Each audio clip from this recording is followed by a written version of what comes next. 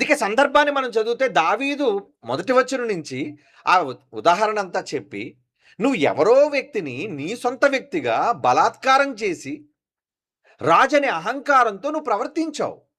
కాబట్టి నువ్వు చేసిన దానికి పడే శిక్ష ఏంటంటే, నువ్వెలాగైతే వేరే వాళ్ళ భార్యను బలవంతంగా తెచ్చుకున్నావో, అప్పుడు నీకేమి బాధ అనిపించలేదు కదా! ఊరియా పడిన బాధ ఏంటో నీకు తెలీదు కదా! అంటే ఊరియాకే తెలీదు అసలు. ఎందుకంటే తెలియకుండా చేసావు నువ్వు.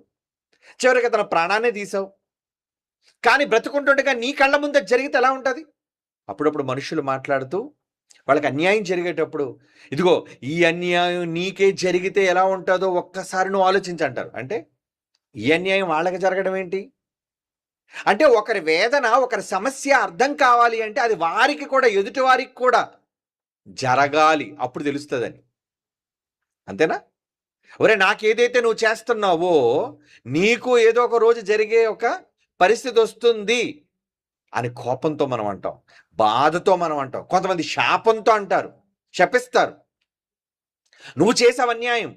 నువ్వు ఏదో రోజు అన్యాయం అయిపోతావు. నువ్వు మోసం చేశావు. ఏదో రోజు నువ్వు మోసపోతావు. నువ్వు బాధ పెట్టావు. ఏదో రోజు నువ్వు బాధపడతావు. ఇది కదా! ఎందుకది జరుగుతుందంటారు? ఇది ఎవరో మనుషులు చేసేది కాదు. మనుష్యులందరి పైన ఒక దైవముంది. ఆయనకొక చట్టముంది. ఆ చట్ట ప్రకారంగా అన్నీ అమలు జరుగుతాయి. ఇక్కడ దేశ చట్టాలు పనిచేయవు.